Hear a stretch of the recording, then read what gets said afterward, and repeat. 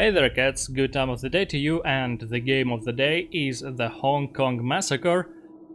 First thing I want to say is I'm kinda surprised that all the other walkthroughs I found on the YouTube, even though it was just from the top of the search, still all the ones I've saw were at least an hour long, and I'm just not sure what took people so long to make it through this game. The game is really short if you take away all those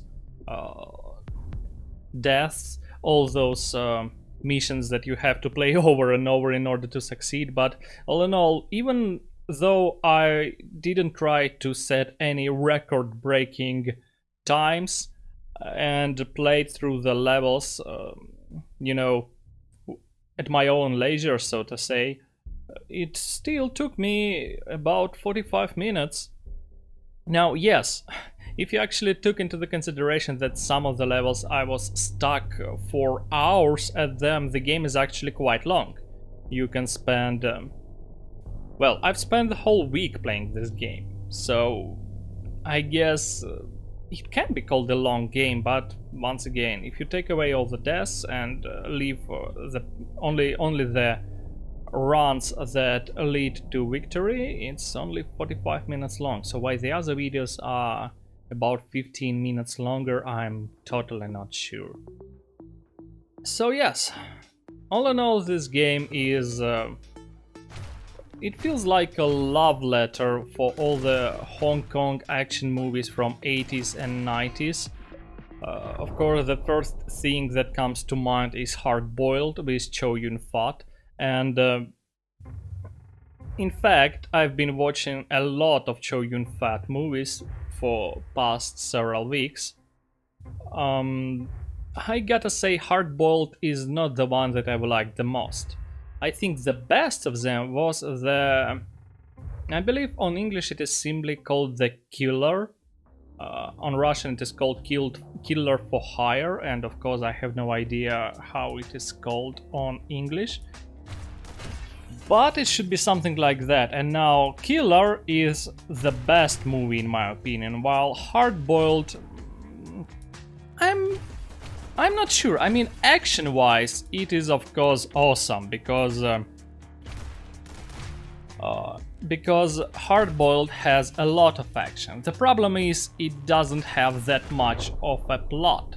Therefore, I cannot really remember Hard Boiled, no matter how much I keep rewatching it. I just can't remember Hard Boiled as a movie. I mean, there are just so many action, and the plot, it can be fit into, well, like 3 or 4 sentences, like Chow Yun-fat is a cop, there is an undercover cop who he thinks is a criminal. He then discovers that that undercover cop is not a criminal but a cop, and they work together to take down the main villain, the dude who deals with weapons. Now you can add 2 or 3 sentences to summarize all the fancy things like the cranes, the roses and the music. Alright, probably 1 more sentence to empathize on the fact that that overall style is very cool. Like there's Inspector Tequila, of course, and the fact that the undercover cop seems to genuinely attracted to his old boss who he has to kill. But overall, like 9 or 10 sentences, that will be the whole plot, and the dialogue of the Hard Boiled is not that great. Compared to Hard Boiled, I guess would be the movie named A Better Tomorrow, especially first and second part. And A Better Tomorrow is, I think it is much more complex plot-wise. I mean, let's try to do the same thing with A Better Tomorrow, and it will be a long thing. There are many characters, there are many nuances that go through the jail, the taxi, the legal work when the guy who gets released from jail tries to live a normal life, and works as a cab driver, you know, etc, etc. You can see from this point that A Better Tomorrow is a much more complex movie, at least in my opinion. But of course, this game, the Hong Kong Massacre, it doesn't have much of a plot either, so yeah, I guess it feels like a hard-boiled overall. But as I've said, all the other Hong Kong movies, they definitely do count. So if you're a fan of those movies, you're definitely gonna like this game, and I believe this game actually got its fair share of popularity upon release. It definitely deserves that. In fact, me myself, I played this game about 2 years ago, and I've decided to replay through it now just because I watched a lot of Hong Kong action movies recently. That's my reason to replay this game, and along the way I've decided it would be cool to actually record it. Once again, mostly for myself. So, as you can see here, I'm trying to use slow-mo not for the gameplay purposes, but for the cinematic purposes, let's put it like that. I'm trying to use slow-mo for the last kill, so it would be more climatic, so to say. I try to use slow-mo to make the game look cool. I'm trying to... even you can't do much, but I'm trying to make this game look a bit closer like a movie. I can definitely say that there was a long run. I took about 2 hours of the level in the police station, which would be on the day 5, closer to the end of the game. There was a run where one of the bodies glitched and it was an awful glitch. You can see a lot of glitches here, but that one was very visible, so I've just I've sighed and decided that I won't include that run in this video. So yeah, that's what I'm trying to do. I'm trying to record a beautiful walkthrough of this game. I'm not sure if I've succeeded, but well, I guess I like it. Just check this out. Bam! Out you go. That was cool. I like small moments like this. Of course, as we will go through the game, the levels would be much more difficult and I won't be able to get much of this, but I will do my best.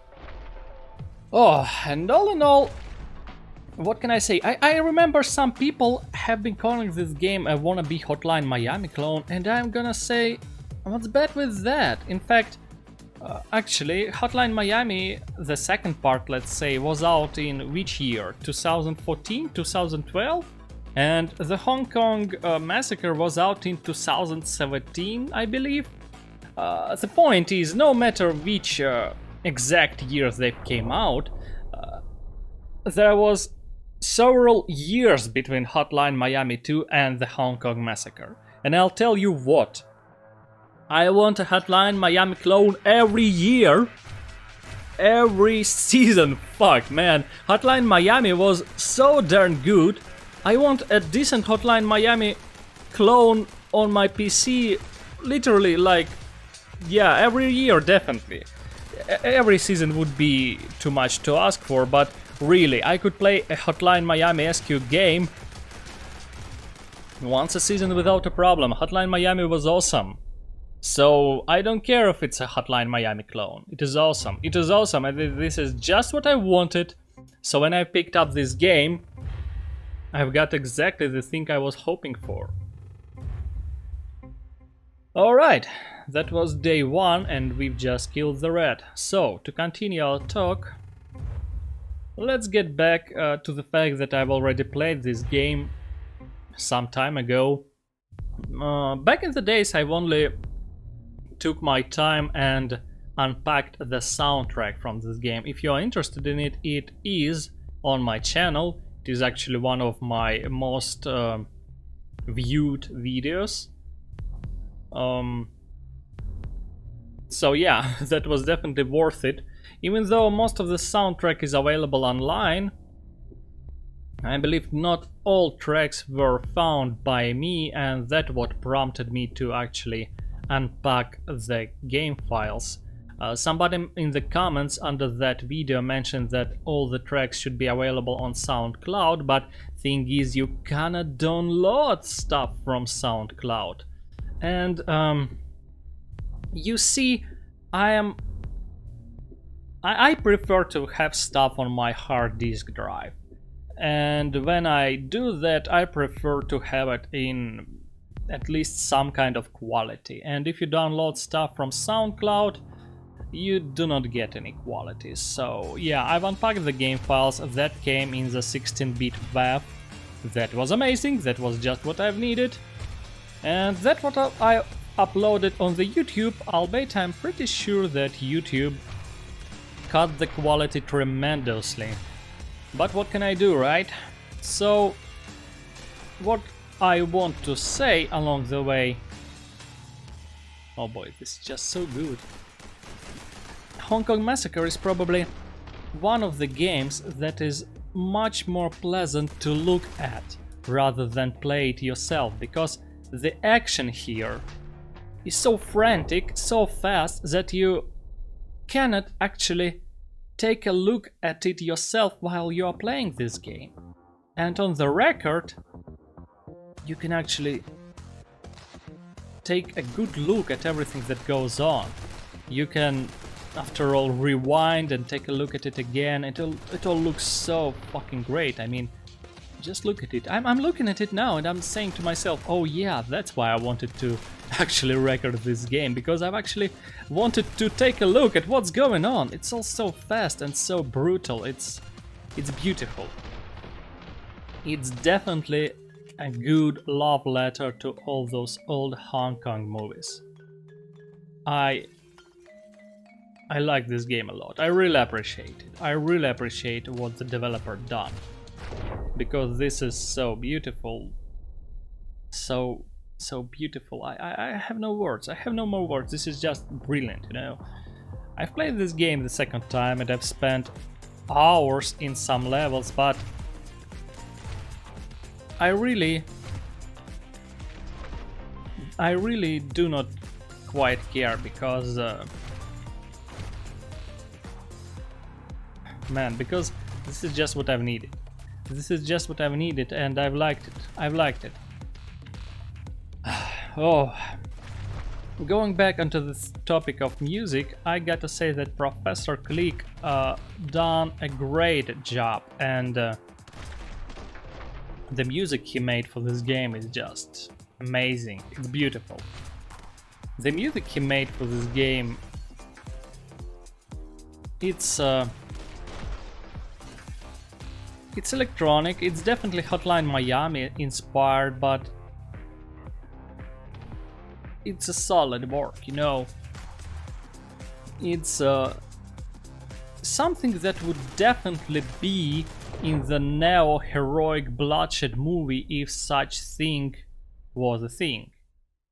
And it is a shame that such thing is not a thing. I mean, we have neo-noir movies, but unfortunately we do not have neo-heroic bloodshed movies. For some reason Hong Kong gave up on the genre. Well, I can imagine it's because in 1997 Hong Kong became China. But, well, what can I say? It's a darn shame whatever the reason is, because heroic bloodshed movies were awesome. From another point of view, maybe it's just the flow of time, you know. American 90s movies from the 90s have been left in the 90s as well, and I guess the reason for it is not because Hong Kong became part of China. It's just, you know, times change, so yeah. 90s were left in the 90s, however bad or good it is.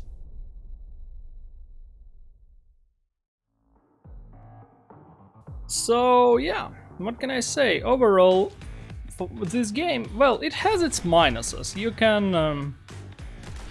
can say that it is quite badly optimized, and some levels suffer an FPS drops even on the very good machines. I mean, I assume that my machine is good enough to make it through this game through a game like this without any lags. But it happens from time to time, albeit I've tried to record all the levels without lags, so I believe you won't see those.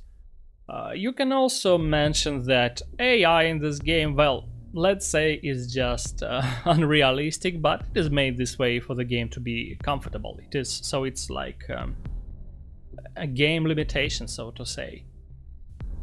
And overall, all those small minuses, I don't know, I don't think they count much, but because the overall feeling of the game is spot on correct. And compared to Hotline Miami, well, I'm not much of a talker when it comes to graphics, but after all, even though I think that graphics do not matter much, still I have to admit that it is one thing to see pixelated violence and completely another thing to see a 3D violence with ragdoll physics, even though there is not much to this game. It is just a texture for the dead enemies and a texture for alive enemies. Still, it feels quite right and a lot different from Hotline Miami. So, well, unfortunately my channel is not that big at all, but it would be my great pleasure if you will take a look at this video and if it will make spark up your interest in Hong Kong movies of 80s and 90s, because those are great movies and once again way better than what Disney does nowadays with their never-ending movie series. Yeah, can't express enough rage at those. And with that, day 2 is over. We've just put down the tiger. This means we have 3 days to go. All in all, I just can't say how much I admire the Hong Kong of the 90s, the Hong Kong movies of the 90s. Well, art in general, you know. Music of the 80s from Hong Kong is great. If you have never checked that out, I can recommend you at least one artist named Chu Chin, I believe. It was what he calls his wolf period. Well, perhaps there is not that much of really cool songs, but there are some, and his most well-known song named The Wolf, and it definitely deserves to be the most known song of his discography. But, well, what I want to say is that all in all, the art of Hong Kong of the 90s and 80s, it does inspire me a lot. Well, I do write that what can you call these books, novels? I do write from time to time, let's call it this way. I've never bothered to release it, especially not through my YouTube channel, because I write on my native language, which is not English, but I do write from time to time, and it inspires me a lot. Hong Kong movies inspire me a lot. It is definitely one of those things from the 80s and the 90s, something from that era, and despite the fact that it is not so much filled with neon lights and other attributes of the 80s we are used to, the American 80s, it is still something from that era, and you do feel the fact that this thing is from the same era. Albeit I gotta say, this game, I guess it takes one more thing it takes from Hotline Miami, and from the fact that it is after all kind of retro wave inspired game, is the fact that there is quite a lot of neon lights in this game.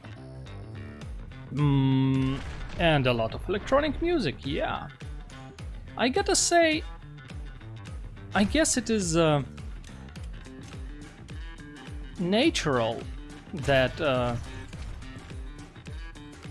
this game has neon lights. After all, even though once again, even though I've said that um, Hong Kong movies of the 80s are not so much neon lights filled and stuff. There are still some shots from their how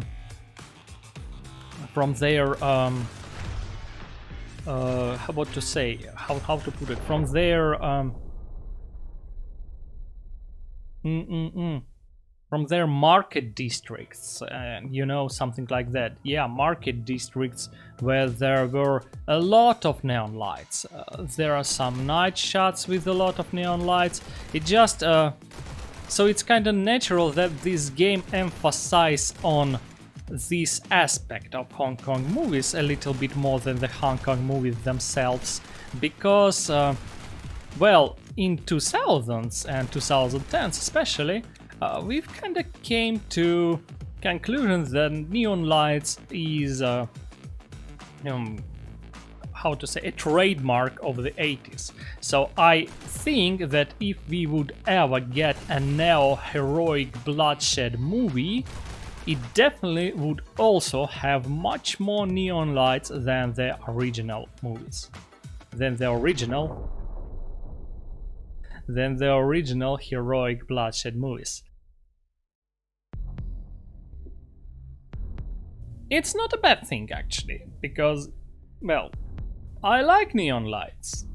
It's definitely the fact that we came to in the 2010s that neon lights is something of a trademark of the 80s, of the retro wave and the, like, 80s revival. It's a good thing. I like it. I definitely like neon lights and stuff.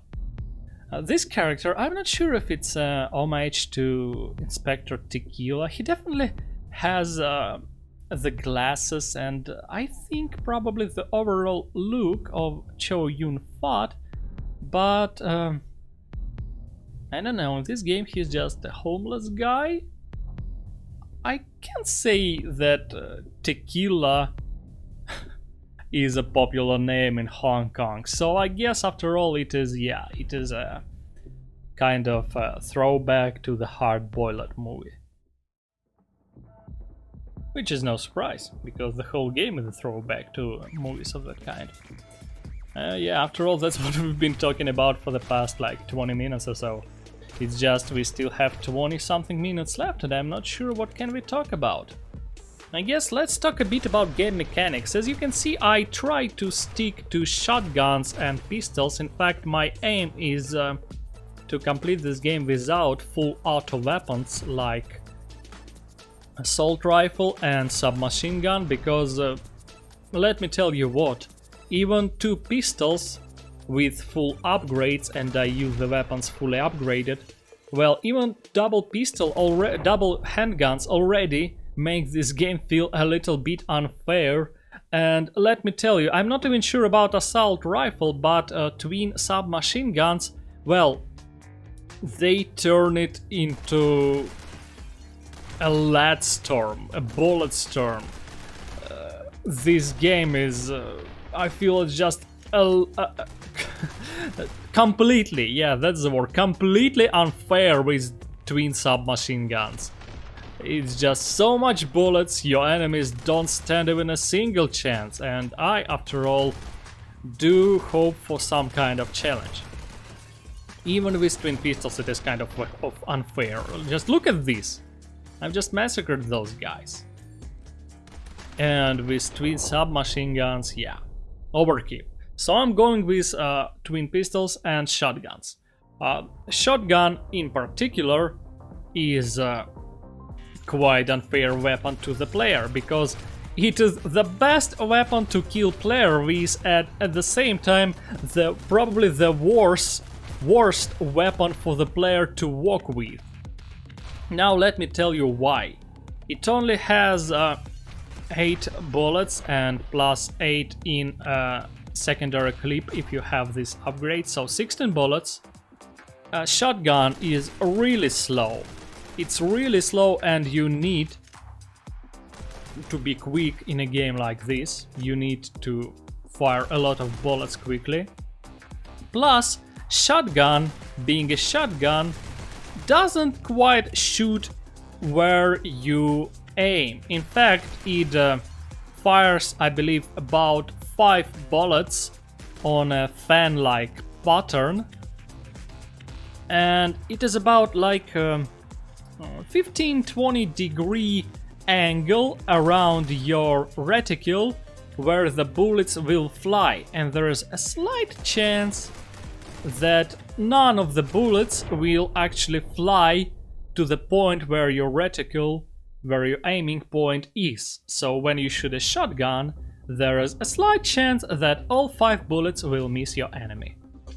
At the same time, this shotgun, which has said rules, these rules also apply to your enemies, and the enemies with the shotgun are therefore the only type of enemy which can actually shoot ahead of the player. There is literally zero problems to avoid guys with submachine guns, assault rifles and pistols, because they shoot at the point where player currently stands. And since you pretty much never stand in one position and you always move, as long as you don't move towards or, well, as long as you do not move towards or backwards the enemy, as long as you move sideways from the enemy, they have about 0 chances to hit you unless said enemies are actually pretty close, or unless the enemy is holding a shotgun, because shotgun, he fires at an angle from the reticular, therefore, I mean from the point where you or the enemy aim, therefore a bullet from the shotgun is the only type of bullet which can actually, even though kinda accidentally, but it can fly not towards the point where the enemy, where the player or the enemy currently stands, but towards the point where the player will be. I believe there is one fancy word in English which I do not remember. It can shoot at на опережение. I forgot the word. At advance, so to say, at prediction, something like that. Shotgun is the only weapon which enables enemies to shoot like that.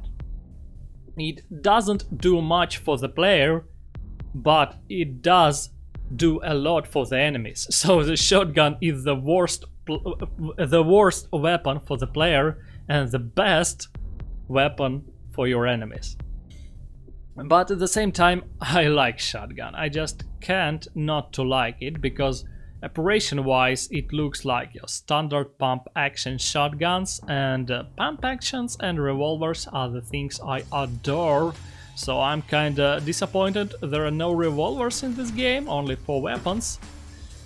And the only plus of the shotgun which the player can benefit from is the fact that shotgun can take out multiple enemies at once. So, as I've said, it fires, I believe, 5 bullets, so in extremely lucky situation you can take down 5 enemies with 1 shot.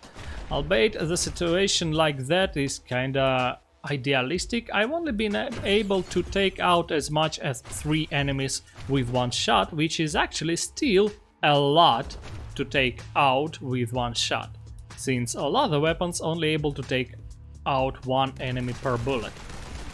They negate this fact with their ridiculous fire rate, and as I've said, shotgun doesn't have it, so overall I guess shotgun is the worst weapon, but I like it, so I make it through a lot of levels with shotgun.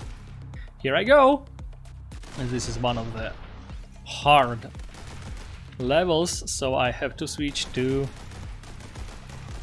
twin handguns once again. Another thing that you should keep in mind is the fact that windows actually take a bullet to be broken. Bullets do not shoot through windows, and this is important. What's more important is the fact that it looks windows also do not took 1 bullet from a shotgun. For some reason, windows are set to take all bullets from a shotgun if it hits a window. I mean, it once again, it fires in a fan-like pattern, so if say one of the 3 windows is broken, it actually can take 4 bullets, but like 1 bullet will fly through the window which is broken, through that half of the window which is broken.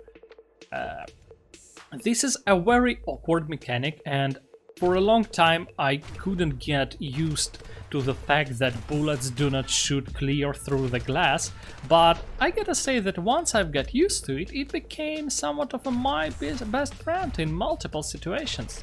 Because once again the same mechanics apply to the enemies, and once you figure out that a window is a one-time shield in front of you, you can actually use it to your advantage. And it can be a very solid advantage, let me tell you. There you go. Oh, yeah. This is nice so far. So, while I was talking, we actually took out the dog. And this means we are already in day 4. As I am saying, this game is not that long if you take out all the death, all the tries that it takes to complete several hard levels. The game will actually spice up the difficulty quite soon enough, probably even in the next level, or maybe level after the next, but I think we will talk about that mechanic just when it will do it, just when the game will introduce that mechanic. So far, I guess we should talk about something else. Yeah, I just have no idea what to talk about, sorry. Sorry, I'm trying to find a theme really fast and I cannot. Yeah, I guess after all it is good to come up with at least some kind of a script for the video, but thing is, when you simply write what you want to talk about, what themes you want to talk about, without the actual words you want to speak, it is hard to understand how much time exactly it will take for you to make it through that theme without, you know, without an actual plot written down. But yeah, I believe this is a time for the game to introduce said new mechanics, so is this the right cutscene? I'm not sure.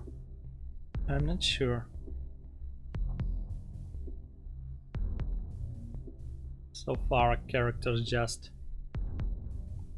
remember the good days. Yeah, this bartender, as you figure out, as you now know, is not just some kind of a bartender. Here's actually a friend of our hero. Oh yes, I guess this is the cutscene. Yes, now we will get the new mechanics I've so wanted to talk about. Yes. Here it comes. And next line, come on. Yeah, mercenaries with bulletproof vests. Bulletproof vest mechanic which only applies to the enemies. Thing is, with enemies with bulletproof vests, they can take 1 bullet and survive it. And thing is, once they take a bullet, they will do a dash in a random direction, or rather I believe in the direction they currently face. Yeah, it looks like that. And let me tell you, these bulletproof vest mechanics, oh boy, they are quite the game changer. I guess, I mean, they buff enemies a lot. It's just 1 bullet, and it may sound like not much, but in fact, the enemies will benefit from bullet vests a lot. And I guess the developer realized how much of an overkill said enemies became, So luckily we haven't got stuff like a level where all enemies wear bulletproof vests or something like that. Very, very luckily, because boy, particularly this level, I believe. Is it? Oh yeah, this level is so short, I will complete it in less than a minute, but because this level has as much as 3 guys with bulletproof vests in a very strategically placed positions, it took me about 2 or 3 hours to make it through this level. It is that hard, I'm not kidding you. The guys with bulletproof vests are the bane of this game. I guess in a good way, they definitely do up the challenge which is needed towards the last few levels. They're not even in the later half of the game, they only appear in the later quarter of the game, but boy, they are hard. And this boss, the Serpent, even though it is not the last boss but only the boss of the day force, therefore second to last, he is the hardest boss in the game. And you know why? Because this guy is equipped with a shotgun. And as I've said, it is the only weapon which can kinda predict where you go instead of shooting at exactly the position the player is. Therefore, the Serpent is officially the hardest motherfucker you have to kill in the whole game. Not only he can take up a lot of punishment, the bastard bears a shotgun, and it is a hard thing to cut through. I'm glad day 4 is behind. So, guys with bulletproof vests, let's get back to them. Yeah, as I've said, only 2 bullets, but this is hard, especially with guys with bulletproof vests are also happen to be the guys with the shotgun. Not only the shotgunner doesn't go down immediately, it has a lot of chance to take a shot at you, much more of a chance than the usual shotgunner. In fact, if you haven't figured out, a lot of my levels, which you can see on the screen, are not that much of a skill, but a fair amount of luck as well. Because, boy, to dodge all the shotguns, you gotta have some luck attached to your walkthrough, let's put it this way, yeah. But when the guys with the bulletproof vests come with the shotguns, oh boy, now this is hard. So, last day, and we start with the police station. This is probably the longest level of the whole game, and yes, this is the level which took me about 4 or 5 hours to come through, because as I've said, when I've completed it for the first time, it actually came down with a major glitch which I didn't like. Cinematically it was horrific, so I've aimed at recompleting this level, and it took me a lot. Especially because I don't want to abuse stuff like submachine guns, and I do not want to abuse slow motion. Oh boy, this thing is unbreakable and I always forget that. But alright. So yeah, I guess shotgun is not an option on a level like this at all, and with handguns, well, yes, it is hard if you do not want to go with slow-mo. And I want to use slow-mo only when it is when it looks good. Of course, I broke that rule several times, but I try my best not to use it in any shootout, like at least one another player did in another video I saw on YouTube, because it's just boring, and I try to make this walkthrough action-packed. So, bulletproof vests, boy. I wish they kinda at least applied that same thing to the player. I wish they'd make it possible for the player to survive just one shot. It would be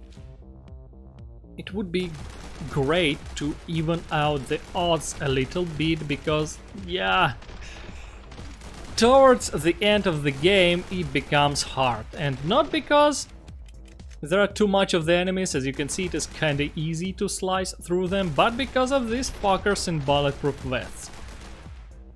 It's the only thing that makes me wish for a bulletproof vest myself. These guys are bad. Truly bad. Bam! Oh, this looks good.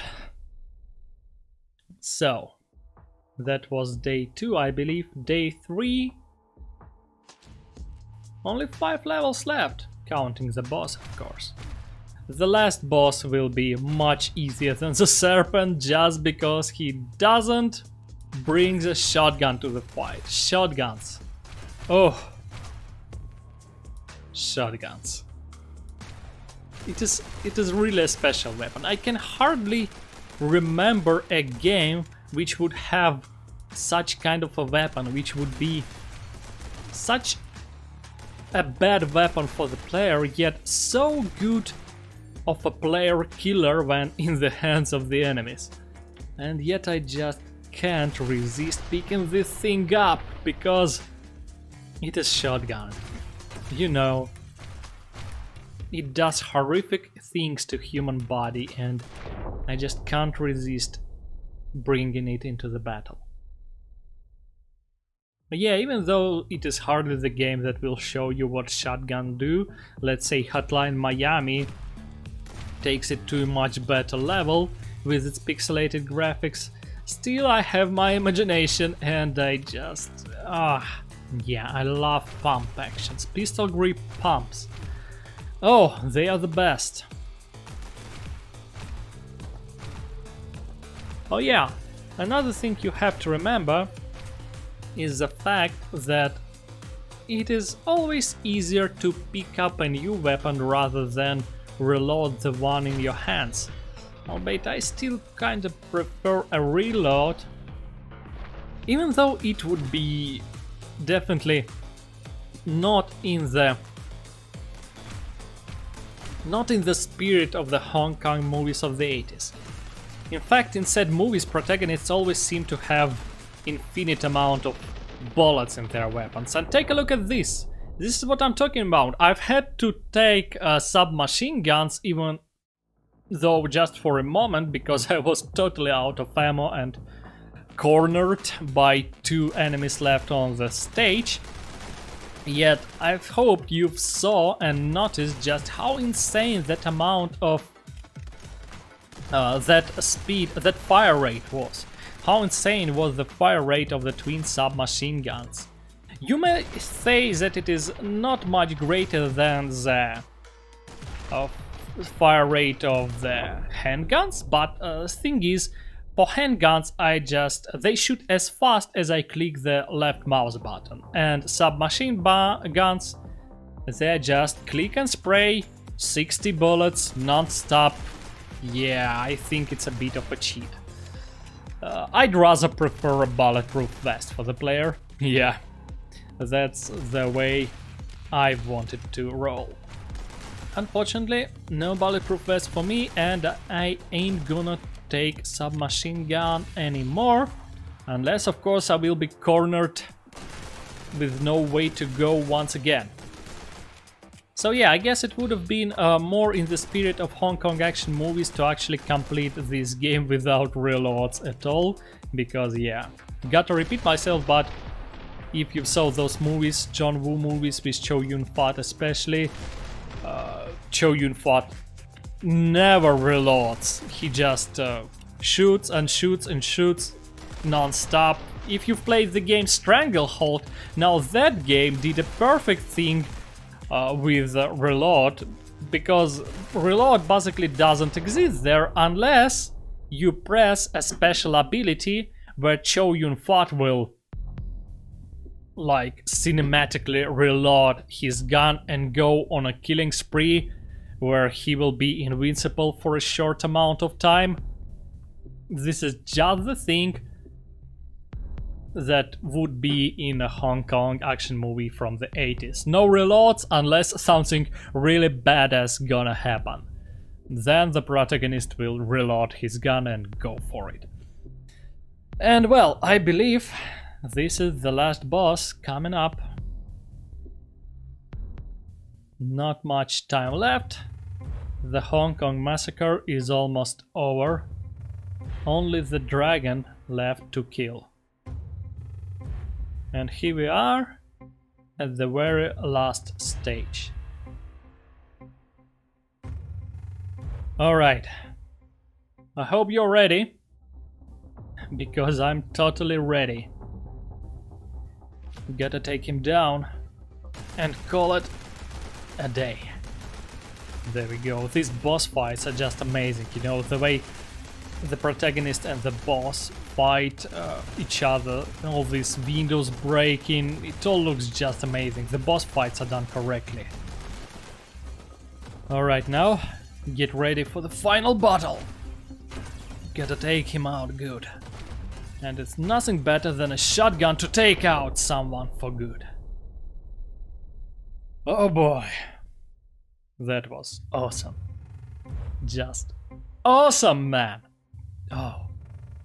The game, as short as it is an awesome throwback to all those movies I couldn't stop talking about, because I feel like this game and those movies are just one whole thing, and there are not much games like this which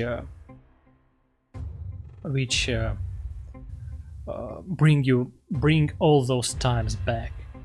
I can only name about 4 games from the top of my head. We now have a lot of cyberpunk and pseudo 80s movies which bring us to the movies like Terminator and Robocop, but not much movies or not much games which bring us back to the Hong Kong movies of 80s and 90s. Hope you enjoyed it. That was the Hong Kong Massacre. Stay tuned for more. Thank you and good luck.